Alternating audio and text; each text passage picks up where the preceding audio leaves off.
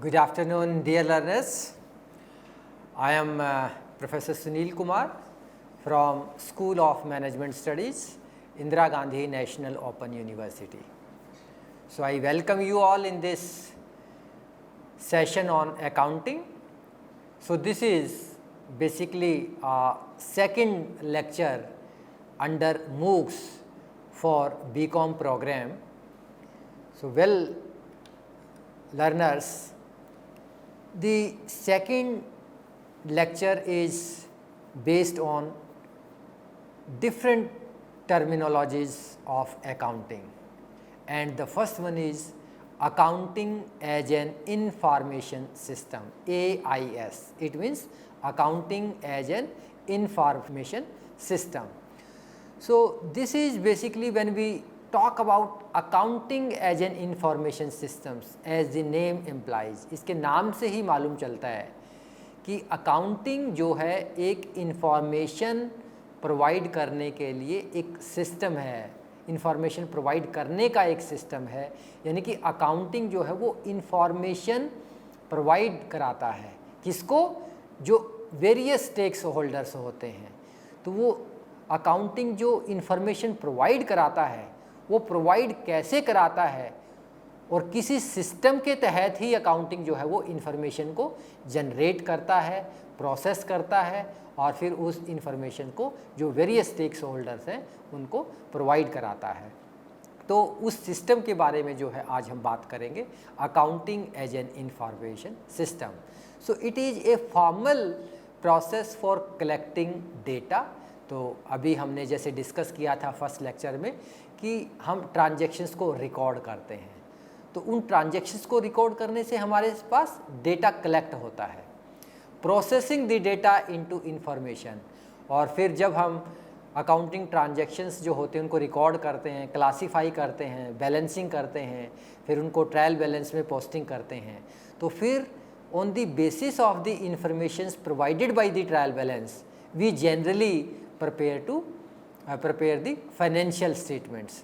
तो जब financial statements हम बनाते हैं तो उसको हम प्रोसेसिंग द डेटा बोलते हैं कि उन डेटा को हम प्रोसेस कर रहे हैं ताकि वो एक समराइजिंग फॉर्म में आ जाए और एक कंक्लूजन वाले फॉर्म में आ जाए, ताकि उन फाइनेंशियल स्टेटमेंट्स को देख करके उन फाइनेंशियल स्टेटमेंट्स के बेसिस पे जो है हम डिसीजन ले सकें, फर्म की प्रॉफिटेबिलिटी पोजीशन क्या है और फर्म की फाइनेंशियल पोजीशन क्या है।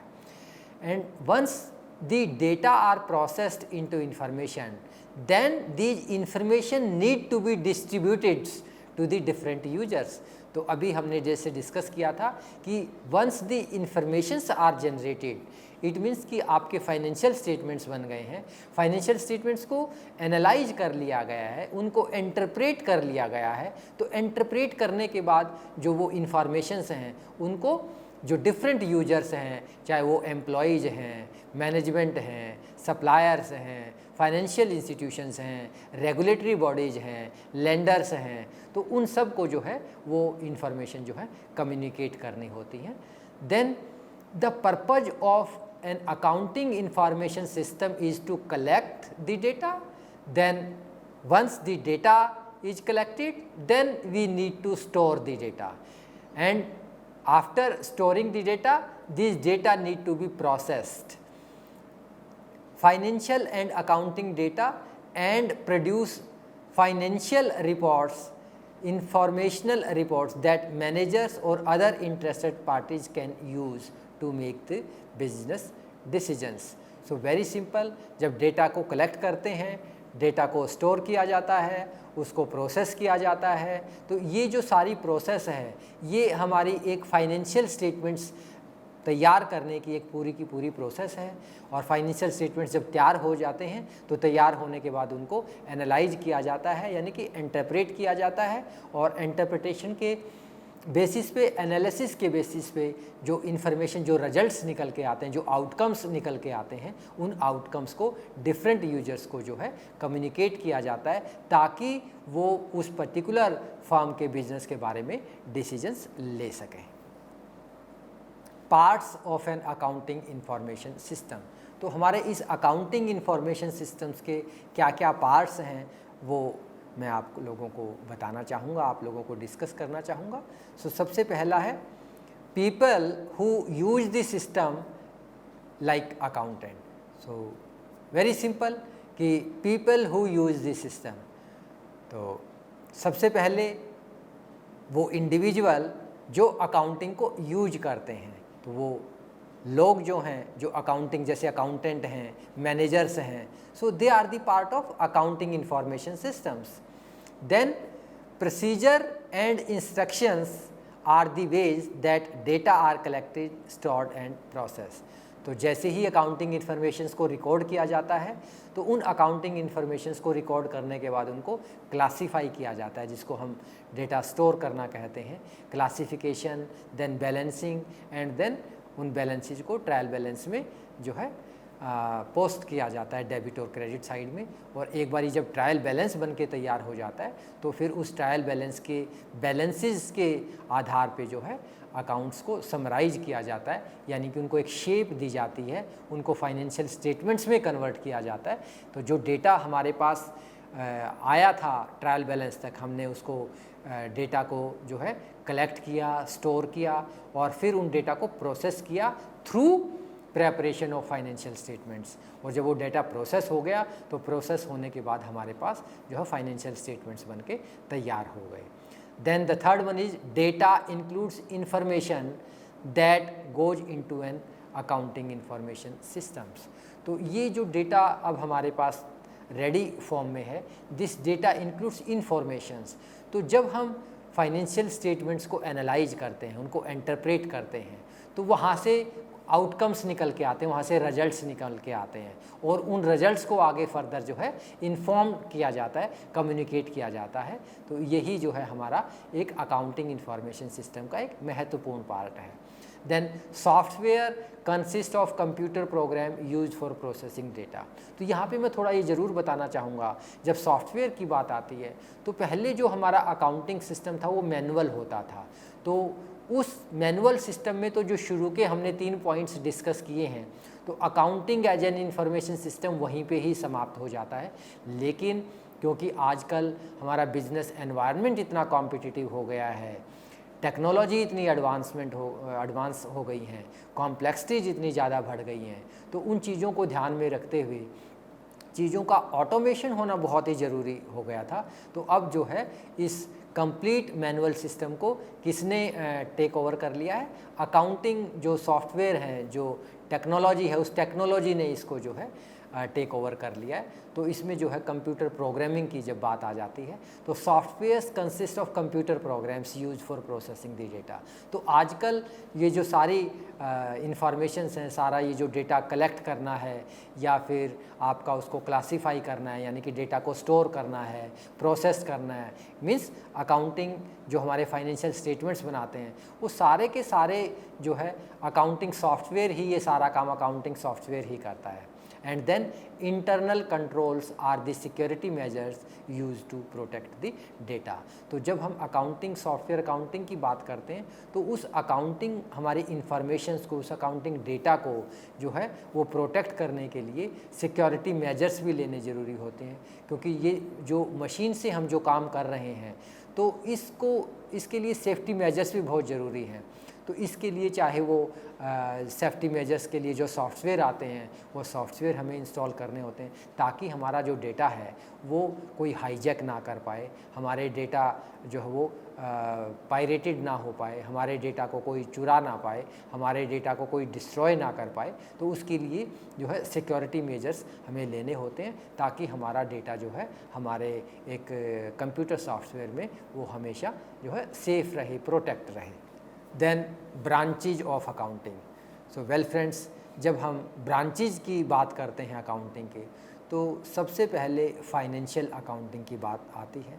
तो फाइनेंशियल अकाउंटिंग अभी हमने जैसे डिस्कस किया है कि फाइनेंशियल अकाउंटिंग में हम क्या करते हैं, फाइनेंशियल स्टेटमेंट्स को बनाना, और वो बनाते कैसे हैं? सबसे पहले जो transactions which are of financial character, उनको हम रिकॉर्ड करते हैं।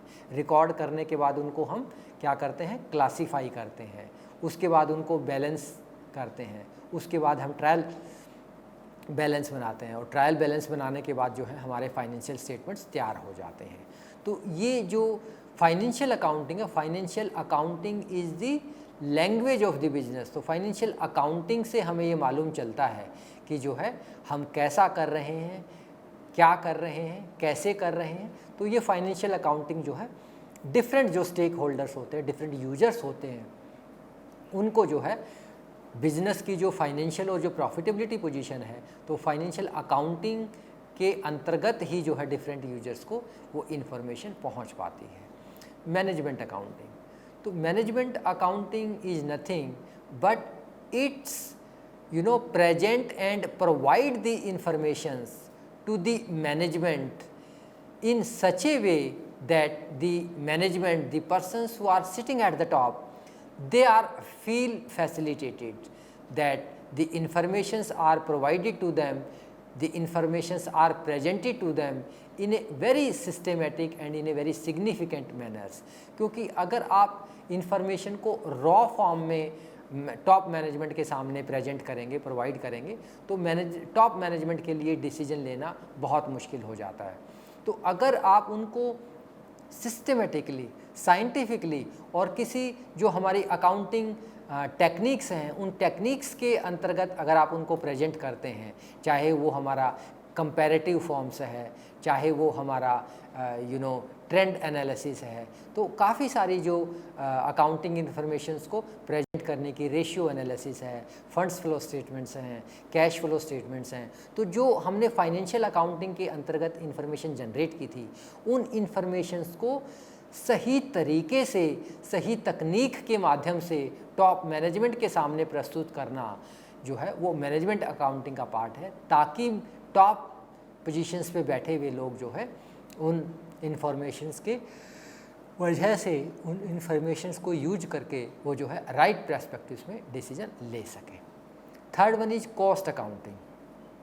कॉस्ट अकाउंटिंग का जो सबसे महत्वपूर्ण रोल है, वो जो हम प्रोडक्ट मैन्युफैक्चर कर रहे हैं, उस प्रोडक्ट की कॉस्ट क्या आ रही है, उस एग्जैक्ट उस प्रोडक्ट की कितनी कॉस्ट आ रही है, उस कॉस्ट के कौन कौन से कंपोनेंट्स हैं, और उन कंपोनेंट्स की भी कॉस्ट अलग अलग क्या है।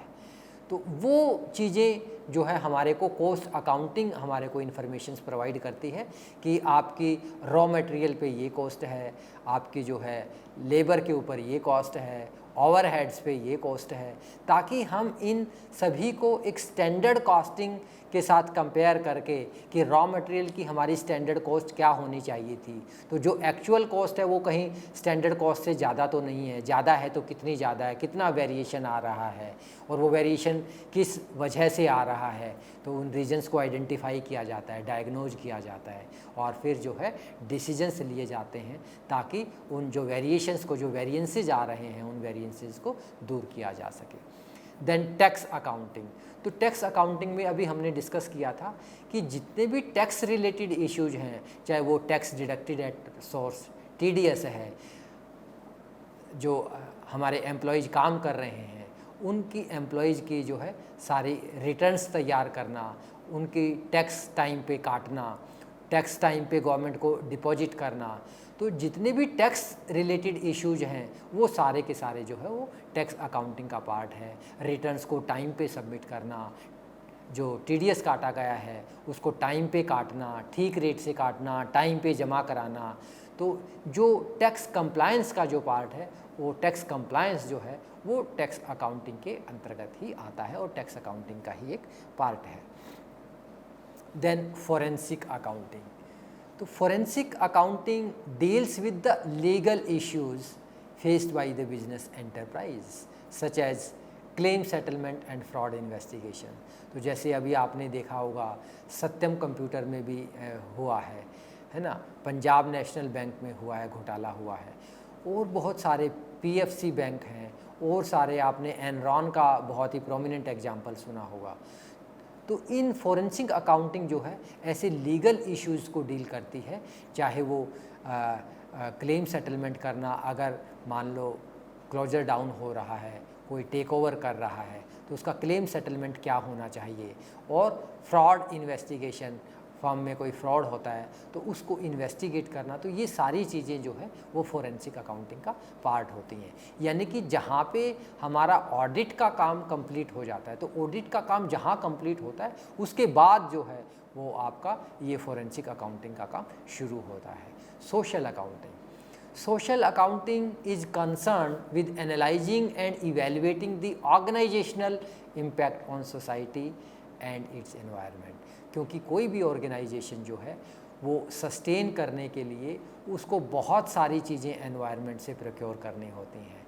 तो जब वो बहुत सारी चीज़ें अपनी सस्टेनेबिलिटी के लिए एनवायरनमेंट से प्रोक्योर करता है, तो हमारी भी उस बिज़नेस की, फर्म की ये एक एथिकल रेस्पॉन्सिबिलिटी बनती है कि हम भी उस एनवायरनमेंट को प्रोटेक्ट करें, उस एनवायरनमेंट को कुछ दें, उस एनवायरनमेंट के ऊपर हमारे जो ऑर्गेनाइजेशनल इम्पैक्ट हैं वो पॉजिटिव्स हों, नेगेटिव्स ना हों।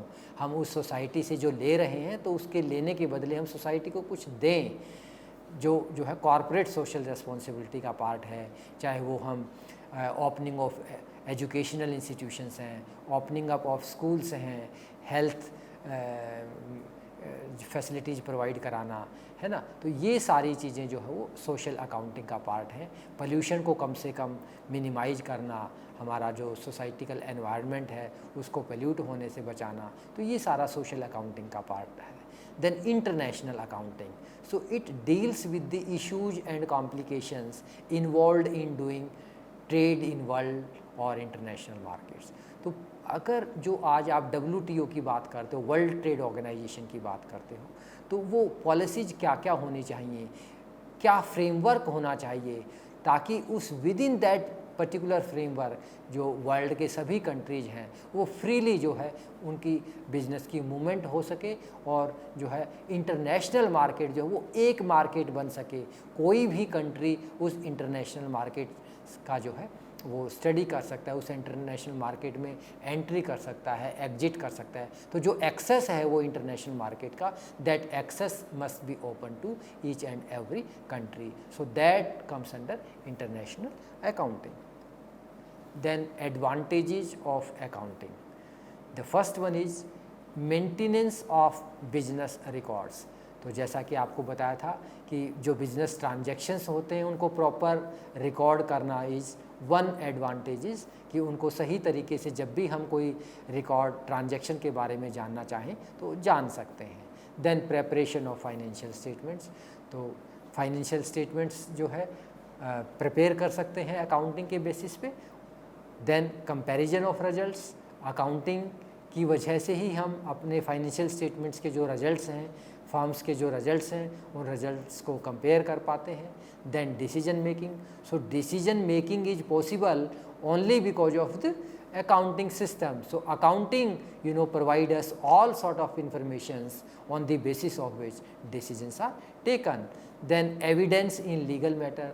So if any legal issues takes place, then it is only accounting that provides the evidence, and any evidence provided by the accounting is well recognized in the law of the court.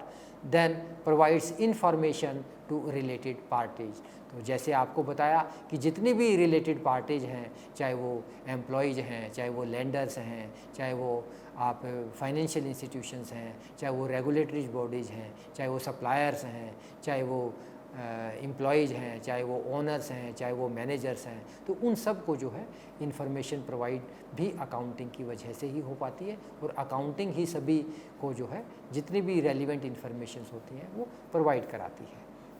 Then helps in taxation matter, तो accounting अगर हमारा systems ठीक है, अगर हमारा accounting process हम properly follow कर रहे हैं, तो उससे हमें अपने टैक्स इश्यूज़ को सेटल करने में बहुत आसानी रहती है, क्योंकि उसमें फिर कोई एम्बिगिटी नहीं होती। जो हमारे प्रॉफिट्स होते हैं या जो लॉसेज होते हैं वो प्रॉपरली कैलकुलेटेड होते हैं, और जब प्रॉफिट्स और लॉस हमारे प्रॉपरली कैलकुलेट किए जाते हैं तो उसके बेसिस पे जो हमारे टैक्स लायबिलिटीज़ बनती है वो भी प्रॉपर टैक्स लायबिलिटी निकल के आती है। और जब सारी चीज़ें ठीक होती हैं तो सारी चीज़ें हमारी ठीक तभी हो पाती हैं जब हमारा अकाउंटिंग सिस्टम रोबस्ट होता है, जब हमारी अकाउंटिंग प्रोसेस को हमने प्रॉपरली फॉलो किया होता है अकाउंटिंग प्रोसेस को एक बहुत हॉलिस्टिक वे में और बहुत ही रिलीजियसली हम उस सिस्टम को फॉलो करते हैं, प्रोसेस को फॉलो करते हैं, तो जो है वो सारी की सारी चीज़ें हमारे को टैक्सेशन से रिलेटेड जितने भी इश्यूज होते हैं उनको सेटल करने में हमारी मदद करती है। लिमिटेशंस ऑफ अकाउंटिंग, तो सबसे पहला है मेजरेबिलिटी। तो मेजर करना बहुत डिफ़िकल्ट है क्योंकि केवल जो फाइनेंशियल ट्रांजैक्शंस है उनको ही मेजर किया जा सकता है, बाकियों को नहीं किया जा सकता। नो फ्यूचर असेसमेंट, तो अकाउंटिंग जो रिजल्ट्स प्रोवाइड करती है वो आपको करंट से रिलेटेड, पास्ट से रिलेटेड जो है आपको सिस्टम जो होता है वो हमारे को इन्फॉर्मेशंस प्रोवाइड कराता है। तो जो इन्फॉर्मेशंस पास्ट और प्रेजेंट से रिलेटेड होती हैं उनके बेसिस पे फ्यूचर असेसमेंट करना कई बार बहुत रिस्की हो जाता है। जैसे कि इसमें आगे दिया हिस्टोरिकल कॉस्ट, क्योंकि अकाउंटिंग में जो ट्रांजैक्शंस रिकॉर्ड किए जाते हैं वो हिस्टोरिकल कॉस्ट से के आधार पर रिकॉर्ड किए जाते हैं, इसलिए हिस्टोरिकल कॉस्ट के आधार पे लिए गए कोई भी डिसीजंस जो हैं वो फ्यूचर में सही आएंगे इस बात की कोई गारंटी नहीं होती है। अकाउंटिंग पॉलिसीज़ हैं, हर एक कोई ऐसा रॉबस्ट अकाउंटिंग पॉलिसीज़ नहीं है जो हर एनवायरनमेंट में, हर सिस्टम में खरा उतर सके। हर कंट्री की अपनी अपनी जो है पॉलिसीज़ होती हैं, हर कंट्री के अपने अकाउंटिंग स्टैंडर्ड्स हैं, गैप्स हैं, तो उस वजह से वो यूनिफॉर्मिटी नहीं आ पाती है और वो लिमिटेशन एक बहुत बड़ा लिमिटेशन रहता है। और एस्टिमेट्स की अकाउंटिंग के बेसिस पे आप एस्टिमेट्स लगाना, क्योंकि अकाउंटिंग की जो इन्फॉर्मेशंस होती है वो सब्जेक्टिव होती हैं, उनको वेरीफाई करना बहुत डिफ़िकल्ट होता है। और जब तक चीज़ें सब्जेक्टिव होती हैं, किसी चीज़ को मैं किसी तरीके से परसीव करता हूँ, उसी चीज़ को हो सकता है अनदर अकाउंटेंट दूसरे तरीके से परसीव करता है। तो ऐसे जब सब्जेक्टिविटी आ जाती है तो एरर्स और फ्रॉड्स को डिटेक्ट करना भी बहुत मुश्किल हो जाता है। और जब एरर और फ्रॉड डिटेक्ट प्रॉपरली नहीं हो पाते हैं तो उस केस में फिर अकाउंटिंग सिस्टम के बेसिस पे कोई डिसीजन लेना खतरे से खाली नहीं होता है और हमें जो है बहुत ही सावधानी बरतने की ज़रूरत होती है। Then basis of accounting, cash basis of accounting and accrual basis of accounting. तो हमारे पास दो बेसिस होते हैं अकाउंटिंग के, एक तो कैश बेसिस और एक एक्रूवल बेसिस। तो जैसा कि फर्स्ट हमारे पास कैश बेसिस ऑफ अकाउंटिंग है, तो कैश बेसिस ऑफ अकाउंटिंग में केवल वही ट्रांजैक्शन जो कैश से रिलेटेड होते हैं, चाहे कैश आया चाहे कैश हमारे से गया, inflow and outflow of cash will take place. चाहे वो कैश पास्ट से रिलेटेड है, प्रेजेंट से रिलेटेड है, फ्यूचर से रिलेटेड है, कोई हमें लेना देना नहीं है। कैश अगर इन्वॉल्व हुआ है, इनफ्लो या आउटफ्लो है, तो उसके आधार पे जो है हम डिसीजन लेते हैं। जबकि एक्रूवल बेसिस ऑफ अकाउंटिंग में क्या होता है, फॉर एग्जांपल आज जो है मैंने 20,000 रुपये का माल उधार खरीदा, तो इस पर्टिकुलर ईयर में मैंने 20,000 रुपये का उधार माल खरीदा है, लेकिन मान लो आज जो है फेब है, मेरा जो फाइनेंशियल ईयर चल रहा है वो 1 अप्रैल से मार्च तक चल रहा है और मैं फेब में कोई ट्रांजैक्शंस कर रहा हूँ, तो है तो वो ट्रांजैक्शन इस ईयर का, लेकिन वो मैंने उधार खरीदा है या उधार बेचा है। मान लो 2 या 3 महीने का मैंने उधार खरीदा, मान लो आज मैं 1 फरवरी को कोई ट्रांजैक्शन कर रहा हूँ और 3 महीने के क्रेडिट पे कर रहा हूँ, मान लो 3 महीने के क्रेडिट पे मैंने माल बेचा है, तो पैसा तो मेरे को 3 महीने के बाद मिलेगा, लेकिन ट्रांजैक्शन आज कर रहा हूँ तो इस फाइनेंशियल ईयर का ये ट्रांजैक्शन है। तो एक्रूवल बेसिस ऑफ अकाउंटिंग ये कहता है कि कोई भी ट्रांजैक्शन चाहे कैश उसमें कहीं पिक्चर में आए या ना आए, कैश का इन्वॉल्वमेंट हो या ना हो, उससे हमें कोई लेना देना नहीं है। कोई भी ट्रांजैक्शन जो उस पर्टिकुलर फाइनेंशियल ईयर से रिलेटेड है तो वो ट्रांजैक्शन उसी फाइनेंशियल ईयर में डील किया जाना चाहिए। पैसा आपको पहले प्राप्त होता है या इस अकाउंटिंग ईयर का पैसा आपको 3 महीने बाद मिलता है या नेक्स्ट अकाउंटिंग ईयर का पैसा आपको इसी उसमें एडवांस मिल जाता है, तो आपको हमेशा एक्रूवल बेसिस पे कि वो ट्रांजैक्शन किस ईयर से बिलोंग करता है, तो उसके आधार पे अगर हम ट्रांजैक्शंस को रिकॉर्ड करते हैं और उस सिस्टम को फॉलो करते हैं तो वो जो सिस्टम होता है वो जो है एक्रूवल बेसिस ऑफ अकाउंटिंग कहा जाता है। इस एक्रूवल बेसिस ऑफ अकाउंटिंग में कैश आपका इन्वॉल्व इस फाइनेंशियल अकाउंटिंग ईयर में होता है या नहीं होता है is completely immaterial. Then next one is qualitative characteristic of accounting information. तो कंपैरेटिबिलिटी होनी चाहिए।